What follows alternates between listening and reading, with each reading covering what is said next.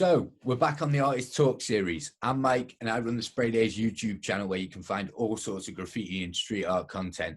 Today, we're back on the graffiti side of things and our guest is widely respected in the graffiti community. This artist has tons of style, awesome lettering, and most of all, a wicked personality. He took part in the first ever Spray Days sketch series and also painted at the Junkyard Jam. So with all that said, it's my pleasure to introduce to you, Inuk. How's it going, mate? What's going on? You all right?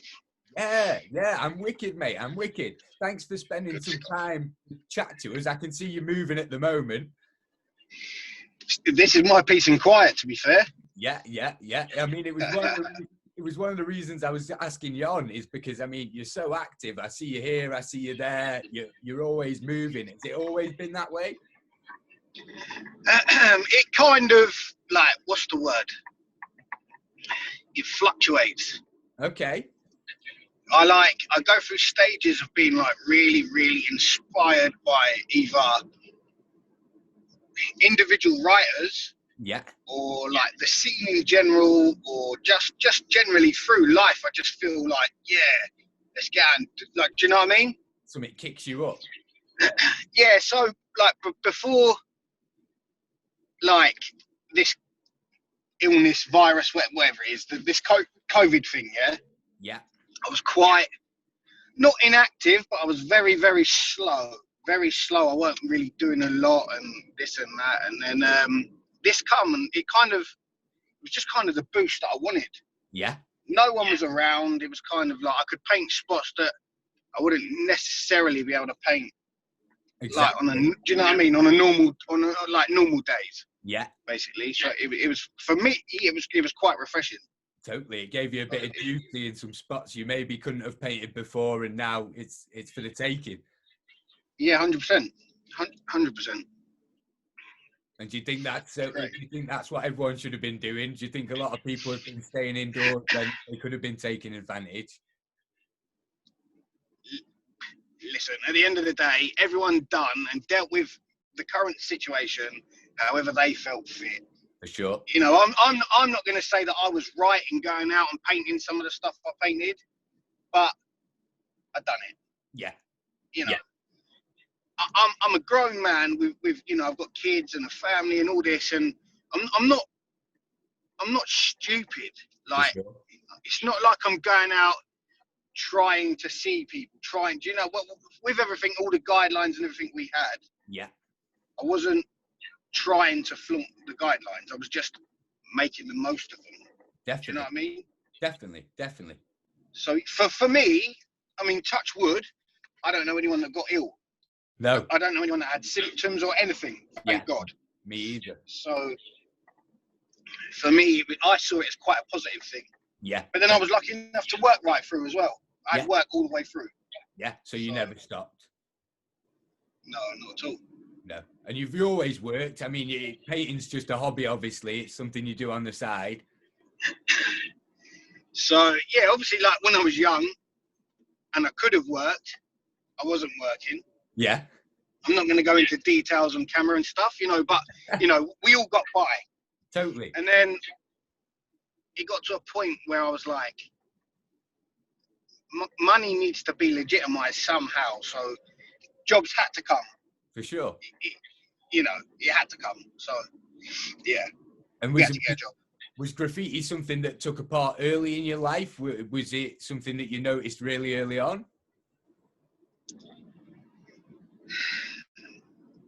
Yeah. To be fair, yeah, it was. It's been there from the start. It has been. I was just when I was a kid, I was quite feral. Okay. And that wasn't down to my mum not having restrictions. I mean, that was me just not doing what I was told. And, you know, it started off with stupid stuff like shoplifting from shops. Just rubbish, like a magazine. I stole because I could. Yeah. And then we'd go to, like, you know, like you live in an area, you have your group of, we weren't a gang or such, we were just a group of friends doing our thing. Yeah. But then we'd like go to other areas. And it was like, let's let the other area know we've been there. For sure. And that was pretty much how my graph, for me, started. Yeah. I wasn't influenced by massive, you know, dubs on the train. If I'm honest, I was scared of trains till I was about 13. I wouldn't go on trains. I was petrified of them. What was that? What was it that scared you? I don't know. So my dad died when I was young, like 9. And my mum didn't like trains. She doesn't like trains. She won't go on trains. Right. So I'm assuming it just got there. But okay. So yeah. Yeah, and that's just everyone would jump on the train and I would just cycle. Yeah. So yeah. I was going to ask you about the biking, but you're obviously into your biking. Was that something that started early? I mean, BMX and mountain biking. Well, yeah, as I say, I wouldn't get on trains, so the bike was the best way of getting around. And I know I'm a big guy, but I just find cycling fun and easy. I was born on a bike. Do you know what I mean? I've been riding from. I think I rode without stabilizers when I was like 3 or something. No way. That's it. So what age would you say you started painting graffiti art? I mean, not just tagging the area. When did you start taking it seriously and trying to advance? So I think I painted my first actual dub. It was illegal. It was completely illegal, but it was my first dub. I wasn't interested in painting dubs and pieces or anything. I just wanted to tag. Yeah. And I painted my first like actual field piece in, I think it was maybe 2001. Wow. So going back. And yeah, but it was round the area that we all lived in. It was on the back of a local school. It hit like all the local newspapers, and it was a stupid move. The area hated me, so obviously I had to change my tag and stuff. Yeah. And yeah, it was just a bit stupid, really. Did it get you into much trouble? I mean, this hobby you had. That like I said, piece that was all right. It was just the locals. But in 2013, I think it was, I did have a case. I'd moved to the Isle of Wight at the time. Yeah. And I was living down there. I kind of moved down. I don't know if you've ever been. No. It's a very slow area. It's very slow. It's like when you get on the ferry to go there, it's like a time warp. Okay. It's mad. And I went down there with this young, I think I was 18, maybe 19, just turned. Yeah. And I went down there with this reckless, drunk, you know, I was going out every weekend, just doing madness, and I went down there with that same attitude. Yeah. And the Isle of Wight's not like that. So they weren't ready. Obviously, I started painting. There were so many derelict buildings, so many. And that was kind of where I made the transition from dubbing like the odd train or track sides or motorways. Yeah. And I was like, let's just paint derelicts. It's easy. Met a few boys down there that actually did paint as well. And then it was kind of, we formed a little crew down there. I'm not going to say the name, it's stupid. But we formed a little crew down there, started doing our thing. And then, because obviously my friends were really, really like, yeah, it was kind of, they're from down there and I was from London. They kind of gassed me up. Yeah. Because I'm a London writer. Of course. I wasn't. No one. I was absolutely no one. And then, so I'm getting like excited off there. Yeah, sick. So I'm going out painting the most tractor trailers and everything. And then one day I was on the ferry coming, I think I was going back to London to see a few like friends or family or whatever. And a girl phoned me up. She was like, you're on the news. And I was like, what do you mean I'm on the news? And obviously every area has its own separate like news. Like, you know, you get like London, whatever. Yeah. So it was on the news. I was just kind of like, yeah, whatever. I don't believe you, sort of thing. Because in my eyes, I'd done nothing. Yeah. I think the Isle of Wight's 26 miles across. So how much damage could you have done? But it might, like, obviously looking at it now, it's 26 miles across. So it sticks if you've out. done that in a big city, it's nothing. Yeah. But it stood out. They weren't used to it and then. Then, no, exactly. And then, so I come back and whatever. It was probably after the news. Obviously now they want the writer. They want who is this guy. And then the same girl was on the ferry. She was going, I think she was taking her kid somewhere or something. And she was like, your name's all over the ferry. It's on the tellies, on the ferry, it's everywhere. Like, you need to chill. Because I hadn't stopped. I just carried on painting. Right. Untouchable. That was me. No one's going to get me. No, it is what it is. Above the law. And, well, yeah, that's kind of how I felt. And then, boom, I painted one legal wall in a skate park. Oh. And I don't know if you've ever heard of Nike ID, but they're basically, you can customize trainers. Yeah, like custom sneakers, yeah. Yeah, so I had a pair, I'll never forget it. I had a pair of Nike Air Max 90s, and they were like luminous green. And they were Nike ID, so they were unique. No one else had them. And I painted this legal wall on an island that I've been battering for 3 years. Something like that, and then boom, that was it. The door knocked. Yeah, I won't go into details. I was sat on the toilet. My little boy was sat eating his breakfast, and the door got knocked. Oh, mate! And it was one of them front doors. You know where you can see like straight through it. Yeah, like perspex. So, yeah, and the girl that I was living with at the time, like the mother of my kids, she goes to me. She was like, "Yo, it's the old Bill." They're here. I was like, fuck. And like instantly I knew, boom. What it was. Me. Yeah. Yeah, so I had like a little small like micro SD card that I hid in the potpourri pot. Oh. I whammed that out. It was in a little baggie. I whammed it out. I swallowed it.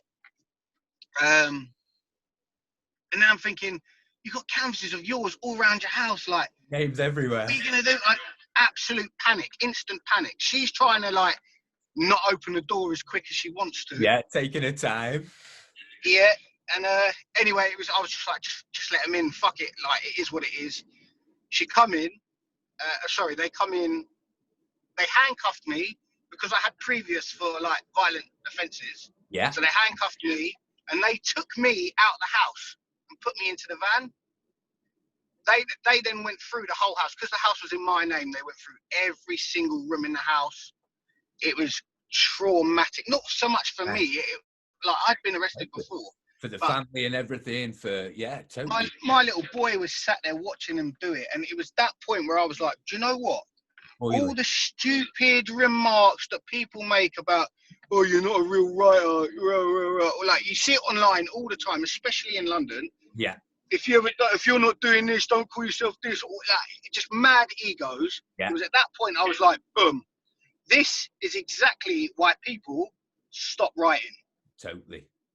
All and for me, it was out the window. Say that again, sorry? All them thoughts went out the window.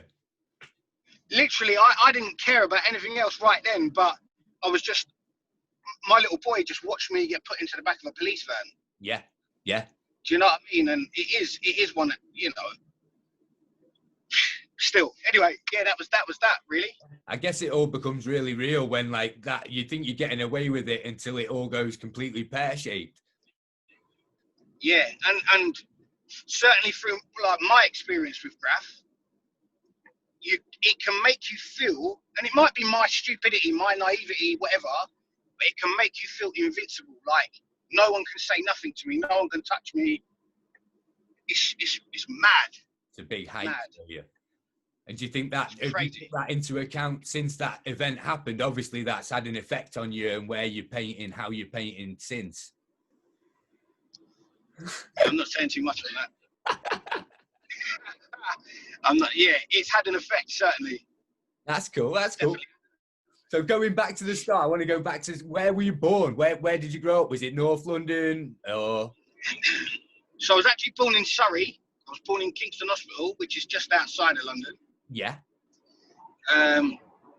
I lived sort of around that sort of area until I was 19, Okay. 18, 19. And that's when you went And to then, Isle of Wight. so when I was 6, well, actually, tell a lie. When I was 16, I got nicked for something. Okay. I got arrested, completely not graph related, so we're not going to go into it. But You won't say anything more. Yeah, I mean, I got no further action. I mean, I didn't do it, but I got nicked for it. And the circumstances surround that, the case got dropped, and then stuff happened at court, and I managed to, it got thrown out in court. Right. So my mum was just like, this was at 16. She was like, rah, that's it. We're moving. We're going. We're leaving. We're whatever. So we moved house like quite far out of London and the surrounding areas. Yeah. To get you away from everything. Yeah. I just kept travelling back. Yeah. Just get the bus or get on your bike. Well, you know, I was on trains and that then, so it was like, just jump. You know, I just travelled back. So it didn't really work. So, nah, and as I say, like I said earlier, I was very feral. I didn't really take. I was a bit of a prick to my mum. Yeah. Excuse my language. I was a div when I was a kid. I'm still a div now. I learn. I try and learn. Do you know what I mean? Totally. You learn with age, right? And through the events that happen, I guess. I try. And having kids yourself must have a huge effect on that, how you treat your mum and that. You must see how the kids treat their mother and everything. Well, yeah, like now, obviously. Again, I'm not going to go into deep stuff, but I'm living with a lot of issues that I should have addressed when I was a kid, really. I didn't, and it is what it is. But yeah, I'm living with a few things at the moment. Right? It's rough, but yeah. But yeah. Do you think graffiti helps with that? Is it a release? I mean, getting out, painting, doing all this traveling, meeting people, it must help take the mind off them issues. I love it. Yeah. I don't really. I've never really done the Euro thing. Gone to like all the European. I don't travel as such, but just getting out of London and just flying up to Birmingham or going to Blackpool or wherever. It's for me. It's fun. It's not classy. Just bang a travel lodge. It's 40 quid. It's cheap. It's fun. Do you know what I mean? So all right, it's fun. Oh man, 100%. And his crews, I mean, you did the 17s and the Higher Mighty crew. I mean, how did you come across these guys, and how did that sort of thing come together? So T17, the 17s. I think it was when I moved from the Isle of Wight back to London. As far as I can remember, I'd started speaking to a group of lads from the area that I was going to move to, right? Like there or thereabouts. And I don't really remember, if I'm honest, but I'm pretty sure that I just kind of got brought in indirectly. They weren't T17. T17 already existed over where they were. Yeah. But the boys that I was speaking to were speaking to a few of the boys from T17. Right. We all met up, we had a little paint and rah, and then I remember I was on a train and before I moved away, I was like pals with one guy, writes Crash. Okay. And so I text Coma. I think I texted him, I rang him or something, and I said to him, I was just like, "You're going to let me put up the crew then?" Yeah.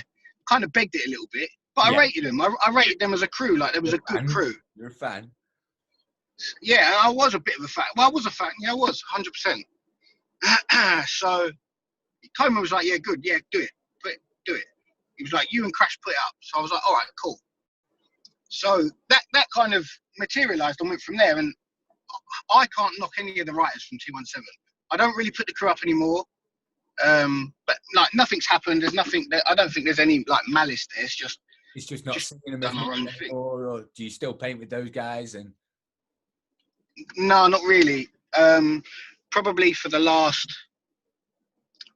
I don't know, 3 years. I've only really painted with sort of 2 writers that I paint mostly with. That's Scribs and Colours. Yeah. They're close pals. They're good lads. They keep me out of trouble. That's keep cool. me out of trouble. That's cool. And I need that. Yeah. So Yeah, And it's do they good. live in your area? Are they local, or are you spread across the country? Or Quite spread, to be fair. Me and Colours used to be quite local. But Scribs is down south that way. So yeah, for sure, man. For sure. And was there any other writers at that time, like when you were starting to paint, that you sort of took notice of, even if it was on the internet or somebody else was talking about them? Was there a big influence for you, or? So back when I actually started to paint, there was, like, in the actual area I lived, there might have been 3 or 4 writers. Really? There was one guy that just used to tag, and he wrote. There was 2 actually. I think he wrote twat. There was another one who wrote Depfr, Depfr. So Never saw dubs, never saw nothing, just tags. Oh man. And then I started seeing like other local writers. When I started stretching out a bit, Yeah. I started seeing other writers like Learns, Fraud, Solly, Yonder, OSA. Basically, there's a crew called OSA from like my area. Okay. So I started seeing like them a lot. And for me, because I weren't on trains and I weren't, flying about, they were my influence. A lot of people will say other writers. Yeah. But for me, in my area, they were my influences. They were the best thing since sliced bread. Yeah. And do they still paint? Do they still paint, those guys? Yeah, they do. Yeah. Yeah. Were you travelling into London? Were you going to sort of Stockwell and sort of the main spots, or were you keeping to yourself in your area? When I was younger, yeah, I did. I used to, so like from sort of maybe 14 through to 17, we all used to jump on a train, fly up to Stockwell, wherever, and we'd always like peer in because we were kids. So what we'd do is we'd go Brixton HQ, which was the graph shop, get our paint, usually 50 chromes and 50 blacks or some mad number of stupid paint, all fat caps. We had no skill whatsoever, and then we'd go like Stockwell, just paint over all the full colour pieces, no respect for no one. Man. And that was my downfall, starting out when I moved back to London at whatever age it was. I had no respect for anyone, and that was me. That was my problem. I was just a bit of a dick. I was going to say, man, because graffiti's obviously got its own set of rules, but then obviously graffiti artists aren't ones to stick to the rules. So do you set your own rules? Do you follow a sort of code at all? Or? I think you're supposed to follow a sort of code. There is the graffiti unwritten rules, but I don't know. Is that graffiti? No. I don't know.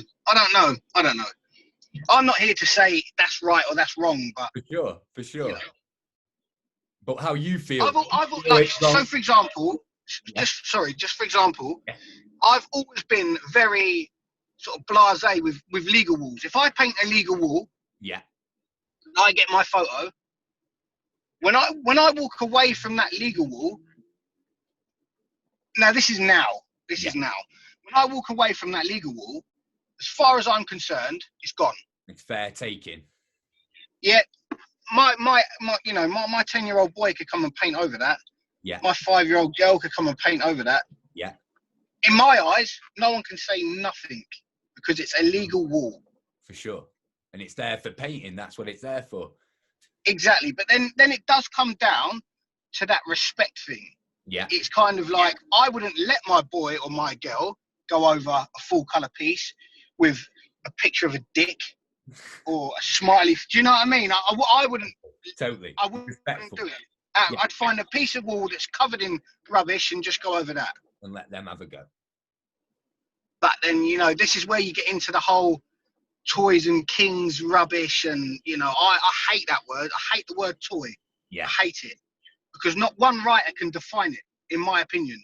And I guess everyone has an opinion. Like yeah, everyone starts somewhere, right?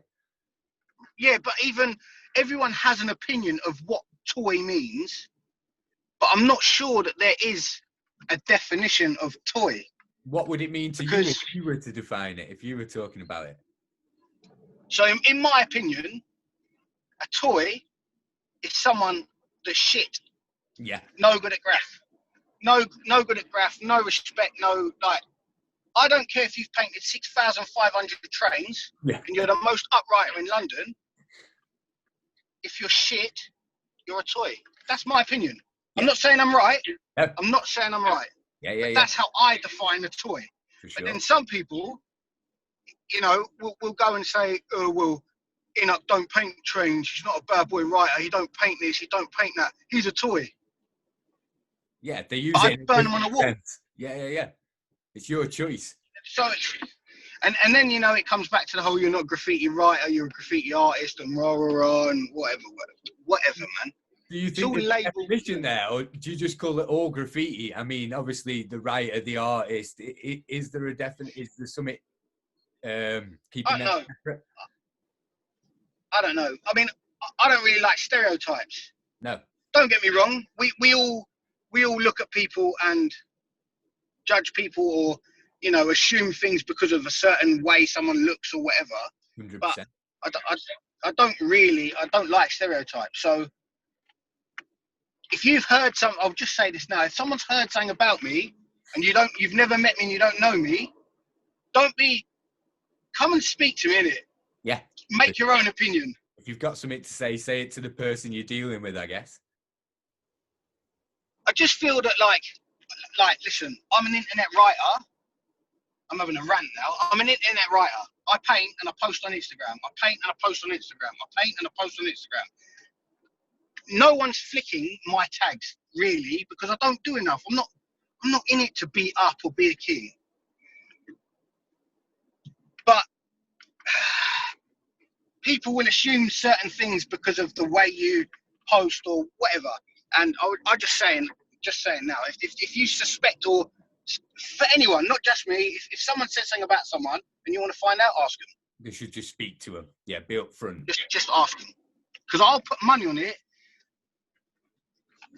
80% of the writers that you get told things about ain't about that. Just saying. Yeah, for sure. No, I'm with you, man. I'm with you. I think there's a lot of bullshit that goes on, and people should just worry about painting, because everyone just loves throwing paint at walls. And if you've got that in common, what else do you need? I mean, well, yeah, exactly. And if you felt that, other than these bits we're talking about, have you felt the community's been almost a second family? I mean, you've got friends for life and this sort of thing out of it, or? Oh, 100%. I would say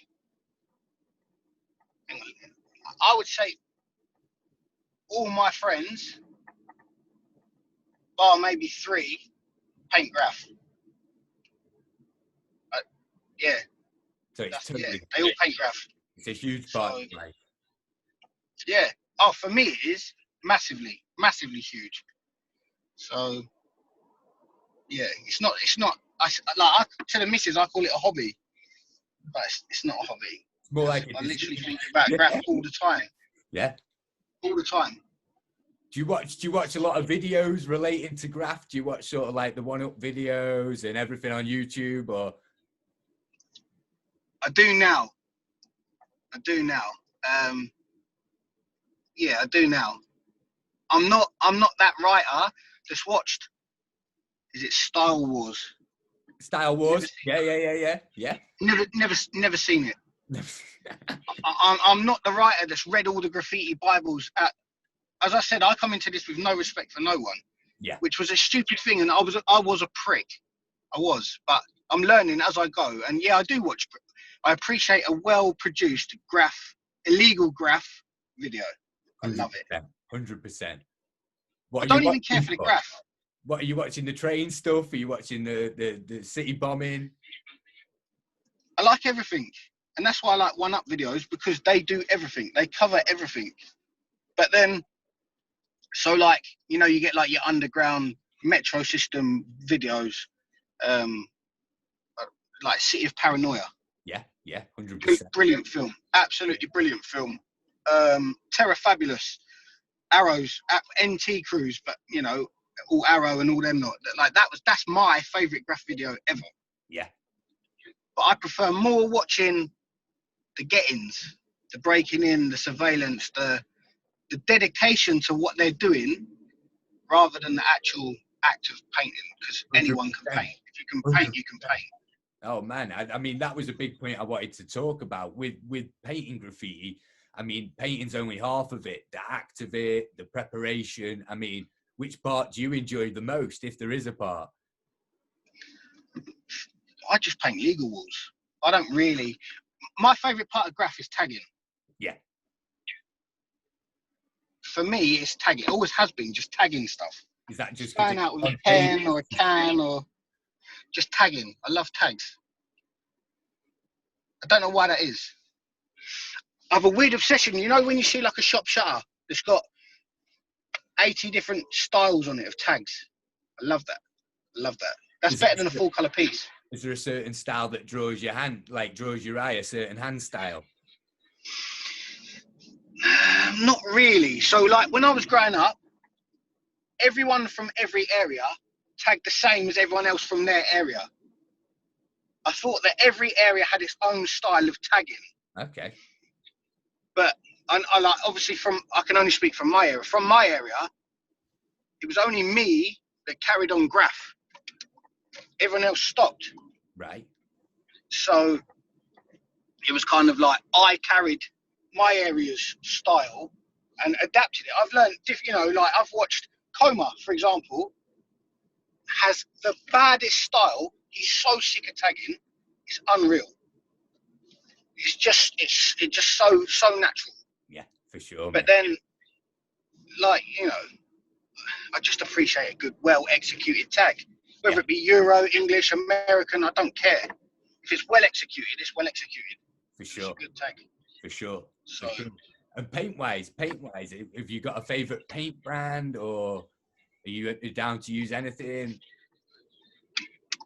My favourite paint brand is Montana Black. Right. But I'm not paying £5 for a can. No, man. So I use Loop. A lot. That's probably my favourite affordable go-to brand. For sure. I hear a lot of people using Loop. I mean, it seems to be a favourite. Yeah, it's a good one. And has paint changed massively since you started using it? I mean, when you were tagging other areas and stuff, what paint were you using then? Was it just like chrome burners, covers all, like was it outline black or something, like just standard go-to. I've never really racked paint.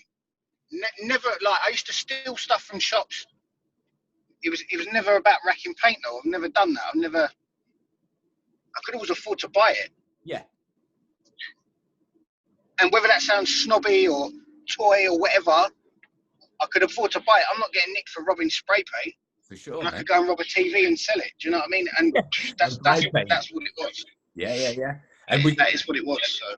Were you planning before you were going to paint? Was there a lot of sketching going on? I mean, before you picked up a spray can, did you do sort of a lot of black books, or was it the other way around? I filled black books, but with shit, just with crap. Like I see certain writers, they've compiled like a book of all their sketches from over the years, which I rate so much. Yeah. It took me until 2017 to actually progress. I couldn't do it. I wouldn't do it. I don't know what it was. It didn't was take stuck. So that was that. And now I guess you're doing a lot of these maps and everything, and it just keeps pushing you to keep getting more and more crazy with it. Yeah, I try. The maps is just, for me, I do a map when I want to sketch. So instead of sketching in a black book, I do a map. Try and flog it. People call you a sellout. Whatever, is what it is. Nah, man. People want to support artists. People want to get that art on their walls and sort of have something to look at. It's writers, other writers. You're a sellout. Don't sell your graph. You should do that way. Fuck off. How would somebody Do go what I want, about innit? getting in touch with you if they wanted to get something of yours? Just Instagram, drop me a DM. Ask someone that might know me that I paint with for my number. Do whatever. Yeah. Instagram is probably the best way. Direct message on Instagram. I always reply. For sure, for sure. I guess Instagram's a savior now. I mean, you can have such an audience and reach so many people in other countries. I mean, do you get other writers reaching out from other countries and stuff, talking about your work? Not so much now. I don't know why. I'm not really fussed by it now. But when I first got like a decent amount of followers on Instagram, yeah, there was a lot of like American and sort of like Mexican writers. I don't know why, but there was a lot of Italians as well. Okay. I don't know why that was, but yeah, there was a lot of people wanted to buy stuff. Oh, sick. And for me, I saw it as, first of all, I was selling it for not a lot. They're not expensive now, but I don't sell them. They were cheap before, really cheap. And I was posting that all the, and I was thinking, I'm sending my maps to another country for pennies. When I look at other writers selling stuff for stupid money, so like, and I stand by this: never count another man's profit. For sure. But when you know that you could potentially make more money, innit? Yeah, you have to try. I guess. So, yeah, that's when the prices went up. But then they're not. I don't think they're expensive. No, man. I guess it's super hard for a graph artist to put a price on a piece as well to start and establish that market. And then once they're selling out, then you can go, right, it deserves a bit more. How much time I'm putting into this? What I do find, because the price has pretty much been the same, once I up the prices, they've pretty much been the same like forever. I find that people, when I change my style, when the pictures on Instagram go to a different style, they seem to want to buy another map. Right? Yeah. Yeah. They're hooked. So that's always a good thing for me. Like a switch of style is always a good thing for me because I seem to sell more. 100%. And do you always write Inuk, or do you do any other letters or words or? Yeah, like, so if I sell a map that I've written my word on and it's all just me, I have like a sort of set price range that I go with. If someone wants something personalised, depending what they want done, the price varies. Not massively, but I'll be honest with you, I don't like painting other letters. I don't enjoy. This is why I never went down the whole commissioners route. It's why I never went down that, the gallery side of things. Don't get me wrong. Sure. I paint graph for me, and painting my letters is why I paint graph. So where did the letters come from? What does Inuk stand for? So I'm fat. When I was a kid, I used to always wear like a coat or a hoodie, always, just to hide. It doesn't hide, just to clarify. It makes you look bigger and stupid in the summer when you're wearing a coat. But I used to wear a coat or a jumper all year round. So people would be like, "Are you not cold?" I'm like, "Nah, I'm not." Obviously I was. Sorry, are you not hot? Not cold. Are you not hot? I'd be like, "No, I'm all right. I'm comfortable." Sweating my guts out. And then, there was a few kids around here who just be like, "You're like a bloody Eskimo. Like, you're always wearing a coat. You're always, you're always whatever." And that's kind of where it comes from. So Inuk is like a derivative word from the Inuit people. Okay. That's where it comes from. Right. I don't know why, because I don't like the letters. Did you paint anything else, or did you come straight up on that? So I used to write around the local area. I used to write keeper. Right. And I had a little crew called TC, Team Cream. That was the crew. Team Cream. The collective. Nice. That was the gang. Yeah. But yeah, that didn't last long. I think I might have got arrested a couple of times for that as well. And just got like, I don't know what it's called. Like, is it reprimand or something? Just yeah. Reprimanded. Some policemen just tell you off on that. It was nothing. So was it the letters then as well? I mean, that name obviously has a big meaning. Did you like the letters as well straight away, or have you come to love them as you've been writing them? No, I hate them. I hate them. I hate them so much. That's that. I hate them. I wish I'd never chosen them letters. You just gotta stick with it though. You're grinding through. You got to stick with it, ain't you? Yeah, of course, man. All the pieces you've painted. Never give up. Man, have you got any idea of like a total on what pieces you've ever painted, or is that just something that went a long time? What, like the amount? Yeah, yeah. Wow. I don't know. No record. I don't know. No. I had a memory card of stuff that I had, and then when I broke up with my children's mum, that was before that actually, she threw it out. So I lost a lot of unseen footage. Well, none of them were any good. But it had all like the little bit of illegal graff that I had done on it. Yeah. Oh man. So yeah, it all lost. But nah, no idea. Big time. That must have sucked big time. And with your kids, I mean, are they into it? Do they love what you're doing? Do they see how much joy it brings to you? I'll be totally honest with you. My kids aren't interested. They never have been. Never, and I've never pushed it on them because like, you see dads that are into football, and they're always pushing their kids into football. And yeah, 9 times out of 10, the kids love football. Yeah. But I want them to kind of find them. I'll push on them to get a hobby. Yeah. Because I believe you have to have something in your life. But I don't know. It's not something. If they want to graph, I'd love them to paint. Yeah. Especially my daughter. I'd love her to paint. But with that, I know what graffiti writers are like when there's a woman, a girl that paints graph. Animals. Keeps you away from said enough. Yeah, enough said. So yeah, that's that. But yeah, I'd love it if she painted. I'd love it.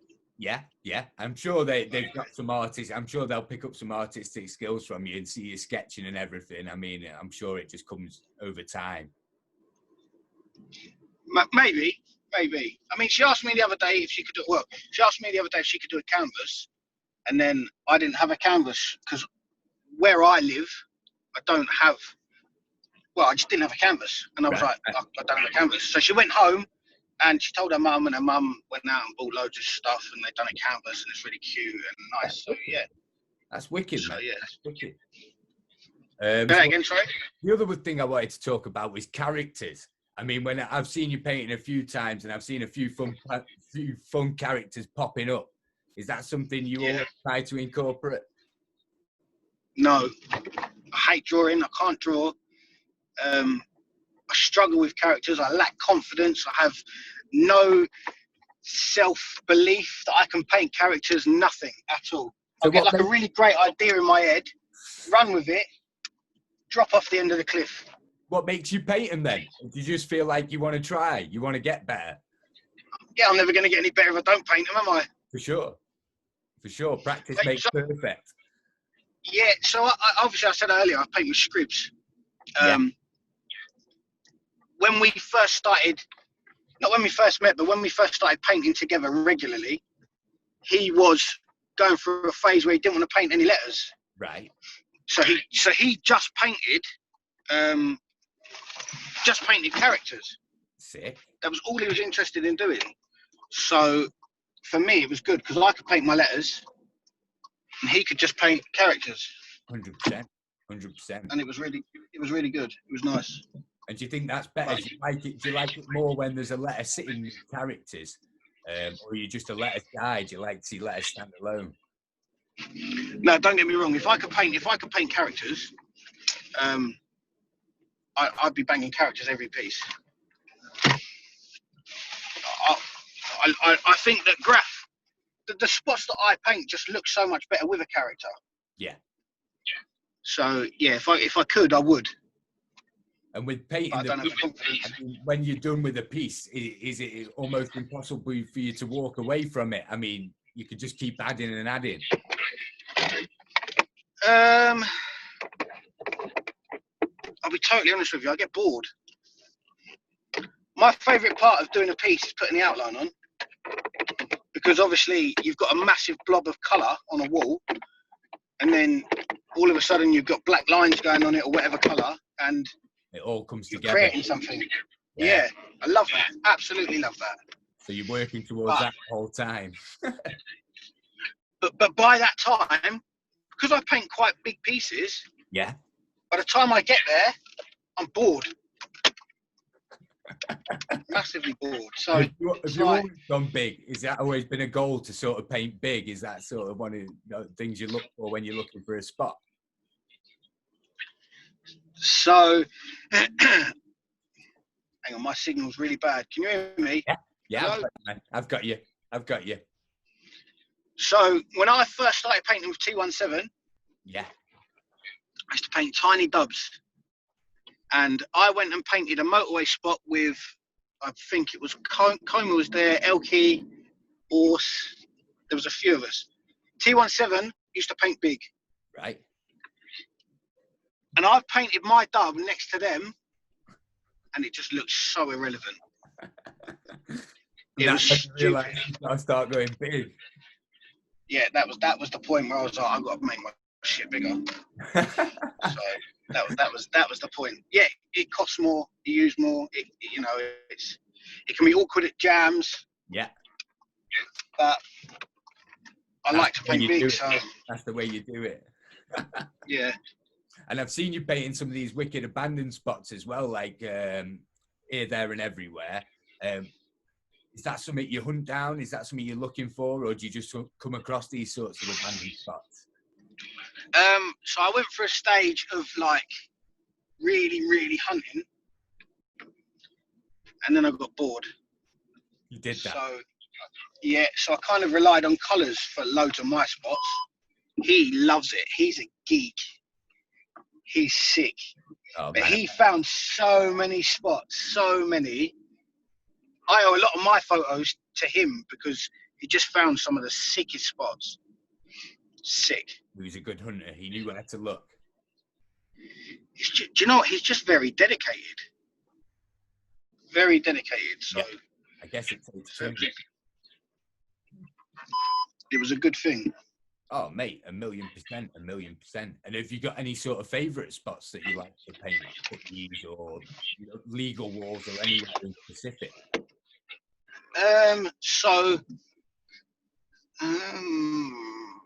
My favourite legal wall has got to be Stockwell in South London. I guess it's sort of historic spot. Yeah, and when I first moved back to London, I painted there so much, so much. I just got this. It was just so sick, and then they revamped it. It's totally different now. Is it a fact that you can just rock up at Stockwell, or do you have to know somebody, or? No, you can just rock up there. It's just like, any other sort of legal wall. Pardon me. But it's just right in the middle of a council estate. Right. And I love that.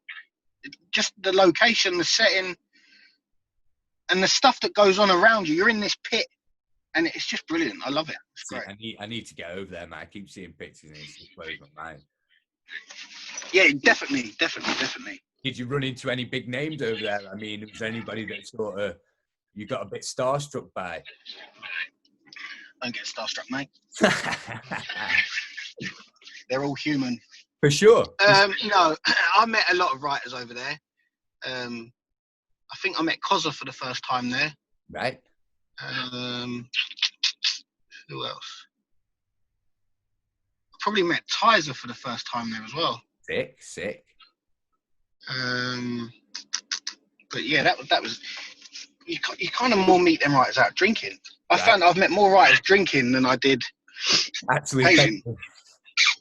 Yeah. And was there any other spots that you went to in London? I mean, obviously that's a hot spot, but was there anywhere a bit more off the beaten track that people might not know about? In London? Not really. I kind of feel that in London, if a spot is known, the spot gets blitzed. So that's kind of the end of it with that. So you're not really looking to paint somewhere where it's going to be gone the next day if it's not illegal war sort of thing. Yeah, I don't mind that. I don't mind that it goes. It depends on sort of, I don't know. So Leek Street, for example, is a legal wall with a massively high turnover. For sure. You can paint there in the morning and it's gone by the afternoon. Straight away. So it's kind of like, do you want to waste a full colour piece? I don't know. It depends. I guess Leek Street's ideal for rainy evenings. Yeah. And Leek Street, I guess, is a very touristy place too. People coming to London and wanting to get up in London. I mean, it's an ideal spot. You can just go. Yes, it's one of them spots. That's what it is. Yeah. If you come to London, you paint Leek Street, I guess. For sure. That's it. Yeah. And anywhere else that you've got plans for painting soon? I mean, you're not going to stop anytime soon. Definitely not. I think our next trip is Liverpool. Oh, nice. Yeah. The missus, she has a couple of friends up there. Nice. So I think we'll probably just head up there. Yeah, I was going to ask about that. I mean, not many people get the pleasure of their missus painting graffiti with them. Is that give you a good boost as well that you've got a partner in crime now? I mean, she's very supportive anyway. She never, when we first got together, she didn't paint. She tried painting in the past, but she didn't paint. And it was like, if I was going out to do my thing with the boys, painting and whatever, it was kind of like, you feel a bit shitty leaving her at home, do you know what I mean? When I was with my kids' mum, I used to do it all the time, never thought nothing of it. But obviously, you get into a new relationship, you start realising, I was with my kids' mum since I was like 17. Yeah. So habits were set early and they just stuck. So, I got with my girlfriend now and you start learning. She thinks I don't, but I do learn some stuff. For sure. You start learning things, like, and so for her to come out and paint, it's nice. It means I get to spend the day with her. Oh man, that's what it's about. And so with the kids' mum, when I was with her, I'd done a jam in was it Preston, I believe? Right. Rhythm organised the jam. I went up to Preston for the weekend and all on my own. Yeah, it's fun. It's all right. It's boring. Yeah, it's not. When everyone's out in the pub and then you have to go back. You go back to a hotel room. You're on your own. It's like You get a takeaway. You go to sleep. Yeah, probably the third takeaway of the day. Do you know what I mean? So, but that's wicked. It's nice to have the partner in crime there. Oh yeah, definitely, man, definitely. And do you think you'll always be painting? I mean, is it something you plan on doing forever? I'm 32. Yeah, I believe that. Yeah, I don't see me stopping. Yeah. Have you got any plans, any jams you head into this year? I know we've had a big, massive spanner thrown in the works at the moment, but I don't know. I've never really done the jams. To be fair, I usually I'll hear about a jam, and I'll just be like, "Let's go." So we'll like we did with your the junkyard jam. Yeah. And it'll be like we'll just pack the car, we'll take some paint, we'll paint something anyway. Yeah. We'll find a derelict or a motorway, whatever. We'll find something, we'll paint something anyway, and we'll just go up there. Yeah. And it's like one of them ones where I just think if you don't ask, I have been to events before and writers don't turn up, and there's a perfectly good wall left blank. And you don't get to hit. And it's like exactly. So it's like if you don't ask, you don't get. Oh man, so that's when I dropped yourself a message and was like, "Can I paint?" You was like, "Yeah." Oh mate, I really appreciate it. And in my opinion, I got the best spot there that day. Oh mate, it still stands today. It still see it every day. This is what I mean. Everyone else's things got crushed on that, and mine's still there. So, but that is one I feel that I've done all right. That's one thing that speaks loud for me with you, man. You've always been so nice, such a character, so engaging, and just want to get involved with stuff. And I just think that's wicked, man. I just wanted to give you a huge shout out for that. I mean, you don't see it enough in Graff. People don't ask enough, or they're too worried what people think, and you just totally get on with yourself. people are worried about what people think, and they shouldn't be. But I'll also say people shouldn't say much about other. You should just. I don't know why people can't just be friends with them, like their people, and just do their thing. Stop judging and worrying about what everyone else is doing. Yeah. There's so much competition in this, and it don't need to be. Yeah, you've got to worry about yourself. And if you're worrying about other people, you've got too much time on your hands, really. Right, 100%. Like, you know, give the past 2 months, everything that's happened. You just think, like, I went through a stage where I weren't allowed to see my kids and that, you know, like, it just puts things, and then you've got grown men and women arguing about drawing on a wall and whatever. Yeah. Stupid. Yeah. More serious things in life to be thinking about. Trust me. But with that said, man, I mean, I can't thank you enough for spending some time to chat to us. I mean, we've been trying to put this together for a while, and I'm so chuffed that we got it sorted. Took a while, didn't it? Sorry, it was in the car, but it's just the easiest place for me to do it. So yeah, oh mate, it's awesome. But I mean, to everyone else watching, I'm sure they've enjoyed it. And if you want to see anybody else on these artist talks, all you've got to do is drop a comment below. Don't forget to subscribe and support the channel. Go and follow Big Inuk and all everything he's doing. Make sure you support, and we'll be back next week. So thanks very much. Bye. Peace.